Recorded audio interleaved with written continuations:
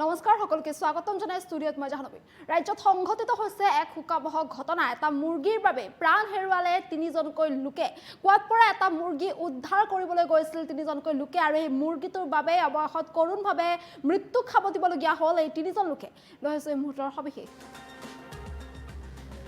কোৱাত পৰা মুৰ্গী উদ্ধাৰ কৰিবলৈ গৈ মৃত্যু তিনিজনকৈ লোকৰ মৃত্যু হোৱা লোকজন অমিত সেন মঞ্জিত দেৱ আৰু প্ৰসঞ্জিত দেৱ কোৱাত পৰা এটা মুৰ্গী উদ্ধাৰ কৰিবলৈ এজনকৈ নামিছিল কোৱাত আৰু ইয়াৰ পিছতে কোৱাৰ ভিতৰতে অচেতন হৈ পৰে লোককেইজন SDRF আৰু আৰক্ষীৰ অভিযানত উদ্ধাৰ কৰা হয় লোককেইজনৰ মৃতদেহ এটা মুৰ্গীৰ বাবে সংঘটিত হোৱা এই হুকাবহ ঘটনাক লৈ অঞ্চল জুৰি এতিয়া হুকৰ ছাই বিৰাজ কৰিছে কাছাৰ জিলাৰ লক্ষীপুৰ ফুলেৰতল ট্ৰেক্টৰ টিলাত সংঘটিত হৈছে এই ঘটনা আৰু কোৱাত পৰা মুৰ্গী উদ্ধাৰ কৰিবলৈ গৈ তিনিজনকৈ লোকে কৰোণভাৱে মৃত্যু খাবতি লয় এটা মুৰ্গী প্ৰথমে কোৱাত পৰিছিল আৰু কোৱাত পৰা মুৰ্গীটো দেখিয়ে মুৰ্গীটো বচাবলৈ এজনকৈ কোৱালৈ নামিছিল তিনিজনকৈ লোক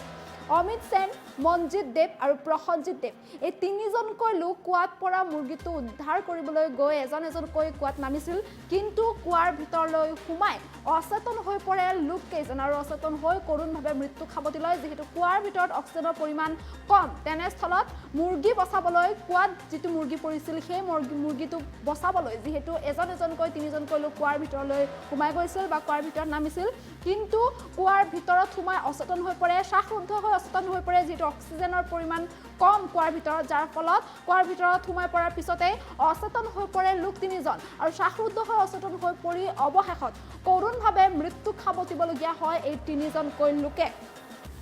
অমিত সেন মঞ্জিত দেৱ আৰু প্ৰসঞ্জিত দেৱ এই তিনিজনকৈ লোকে কৰোণভাৱে মৃত্যু খাবতি লয় ইয়াৰ পিছতে SDRF আৰু আৰক্ষীৰ বাহিনী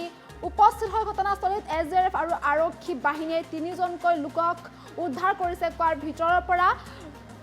তিনিজন লোকৰ মৃতদেহ উদ্ধাৰ কৰিবলৈ সক্ষম হৈছে কিন্তু এই সমগ্ৰ ঘটনাক কেন্দ্ৰ কৰি এতিয়া হুকাকুল পৰিৱেশে বিৰাজ কৰা দেখিবলৈ পোৱা গৈছে কাছাৰ জিলাৰ লক্ষীপুৰ ফুলেৰতল ট্ৰেক্টৰ টিলাত সংঘটিত হৈছে এই ঘটনা যি ঘটনাক কেন্দ্ৰ কৰি এতিয়া সমগ্ৰ অঞ্চলটোতে এক হুকাকুল পৰিৱেশে বিৰাজ কৰা দেখিবলৈ পোৱা গৈছে কান্দৰ ৰোল উঠা দেখিবলৈ পোৱা গৈছে কিয়নো এজন দুজন নহয় একেলগে তিনিজনকৈ লোকে কৰোণভাৱে মৃত্যু খাবতি ল'লে আৰু যিহেতু এই তিনিজন লোকৰ পৰিয়ালবৰ্গৰ মাজত এতিয়া কান্দনৰ ৰোল উঠা দেখিবলৈ পোৱা গৈছে সকলোৱে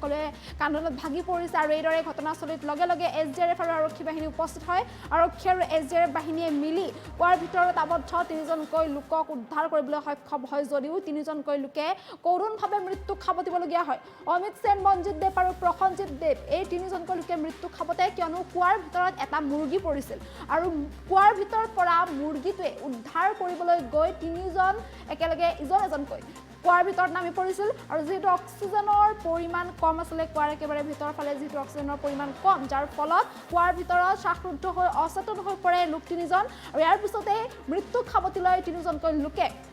সমগ্ৰ ঘটনাক কেন্দ্ৰ কৰি এতিয়া এইদৰে হুকাকুল পৰিৱেশে বিৰাজ কৰা দেখিবলৈ পোৱা গৈছে নিশাৰ ভাগতে লগে লগে SDRF বাহিনী আৰু আৰক্ষী বাহিনী উপস্থিত হৈ যদিও তিনিওজনক উদ্ধাৰ কৰিছে কিন্তু তিনিওজনে মৃত্যু খাবতি লয় ইফালে সমগ্ৰ অঞ্চলটোতে হুকৰ ছাই বিৰাজ কৰা দেখিবলৈ পোৱা গৈছে বিশেষকৈ তিনিওজনৰে পৰিয়ালবৰ্গত এতিয়া হুকাকুল পৰিৱেশে বিৰাজ কৰিছে সকলোৱে এইদৰে কান্দনত ভাগি পৰিছে পৰিয়ালৰ প্ৰতিগৰাকী লোকে এইদৰে চকুপানী টকা দেখিবলৈ পোৱা গৈছে কিয়নো তিনিজনকৈ লোকে এইদৰে মুৰ্গী বচাবলৈ গৈ মৃত্যু খাবতি লৈছে যাৰ পিছত এতিয়া এই সমগ্ৰ ঘটনাক কেন্দ্ৰ কৰি এইদৰে হুকাকুল পৰিৱেশে বিৰাজ কৰা দেখিবলৈ পোৱা গৈছে কাছাৰ জিলাৰ লক্ষীপুৰ ফুলেৰতল ট্ৰেক্টৰ টিলাত সংঘটিত হৈছে এই ঘটনা আৰু ইয়াৰ পিছতেই তিনিওজনৰে পৰিয়ালবৰ্গৰ মাজত এতিয়া এইদৰে কান্দনৰ উঠা দেখিবলৈ পোৱা গৈছে সকলোৱে কান্দনত ভাগি পৰিছে প্ৰত্যেকৰে চকুলো দেখিবলৈ পোৱা গৈছে যিহেতু এই হুকাবহ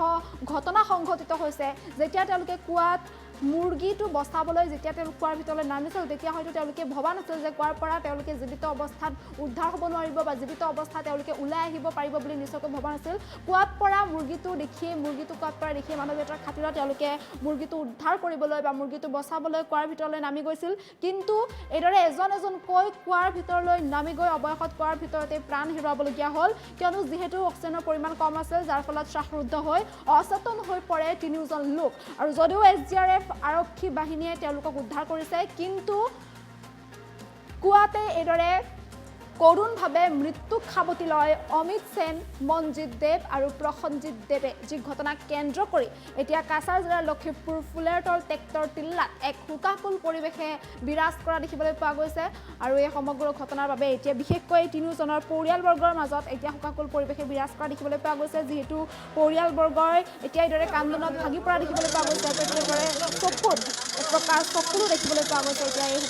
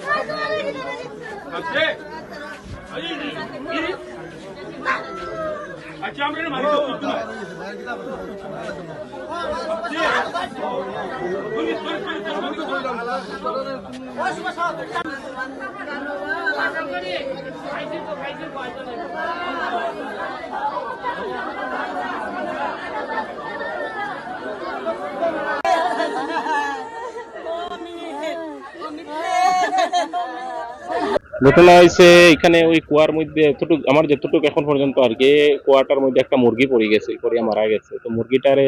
কুয়াটার গন্ধ হয়ে যাইব, তো এটা পরিষ্কার করার লাগিয়া তারা ইয়েও লাগাইছিল, মোটরের পাম্প যেটা এটাও লাগাইছিল।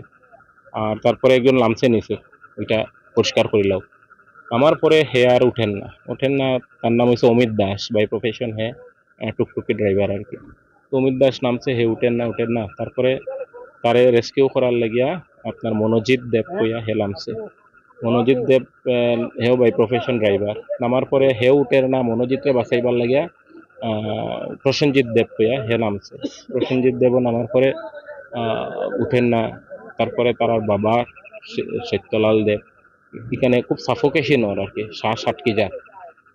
খুব সম্ভবত ভিতরে গ্যাস ফর্ম হয়ে গেছে আর কি। তো তাই ফটাফট মানুষরা তানরে জটাতে বার করে দিছে। তারপরে নামছে ওই আপনার মনোজিৎ রিক্রিয়েশন কইয়া। তো মনোজিৎ রিক্রিয়েশন নামার পরে হেও এরকম সাফোকেশন ফিল করছে, তারাও বার করিয়া দুইজন হসপিটাল গেছিল, এখন তারা বালা আছে। বাকি তিনজন খুব সম্ভবত নাই। এটাই খুব বেদনাদায়ক আর উদ্ধার করার লেগে প্রথম তো আমরা পুলিশকে আমি নিজে ফোন করছি, এসপি স্যারে ফোন করি, এমএলএ স্যারের সাথে কথা হয়েছে, এমএলএ স্যারও তার দিক থেকে পুরা ইয়ে করছেন। তো লক্ষ্মীপুর ফায়ার ব্রিগেড আইতে দেরি করছে একটু, কিন্তু লক্ষ্মীপুর ফায়ার ব্রিগেড দেরি তো করছে, আওয়ার পরে তারা আবার নিচে নামতেও খুব মানে অসুবিধা আর কি, তারা গ্যাসের লাগিয়া নামের না। আর যে প্রসেনজিৎ দেব যে হে আমরা দেখি আর নিচ থেকে ইশারা দেয় হাতের আর কি, বা চোখ দিয়া বড় বড় করি স্যার। তো আমিও নিজে একটু সাহস করিয়া লামছি নিচে, তারে গিয়া শুইতে পারছি। এখানে তার যে রশিটা কোমরও বান্ধিয়া লামছিল, এটা স্লিপ করিয়া রশিটা গলাতেই গেছে, আমরা নিচে থেকে টানতে পারি আর না, নাইলে গলার মধ্যে হয়ে যায়। তো আমিও গিয়া নিচে ভাবছিলাম যে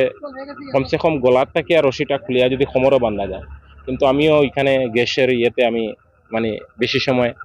করতে পারছি না, নিজেরে রাখতে পারছি না, এটাই দুঃখিত। এরপরে শিলচর থেকে SDRF আইছে, NDRF আইছে, তারা উইথ অক্সিজেন মাস্ক নিয়ে নিচে নামছে, নামার পরে এরারে উদ্ধার করছে। এটা অতি দুৰ্ভাগ্যজনক ঘটনা। এটা নাদত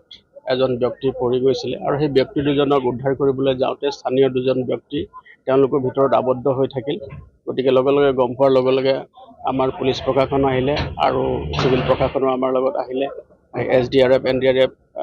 তৎপৰৰে কাম কৰি তিনিজন ব্যক্তিকে ইতিমধ্যে আমি উদ্ধাৰ কৰিছোঁ আৰু তেওঁলোকক হস্পিটেললৈ পঠোৱা হৈছে। আৰু আমাৰ ইয়াত এতিয়া বৰ্তমানলৈকে ৰাইজ আছে, স্থানীয় ৰাইজো বহুত সহায় সহযোগ কৰিছে আৰু সেইকাৰণে অতি তৎপৰতাৰে আমাৰ SDRF কাম কৰাৰ কাৰণে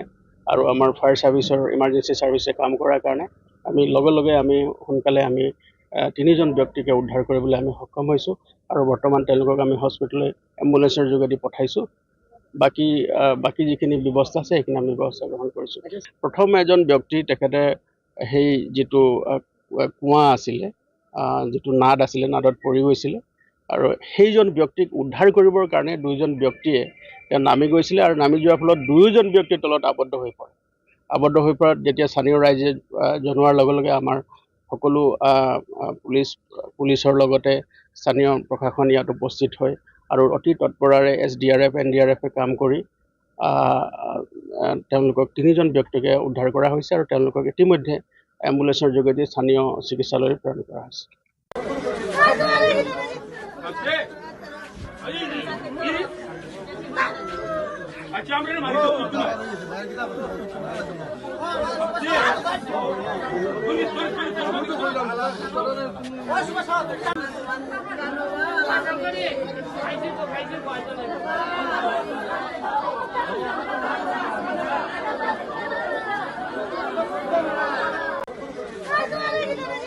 Okay.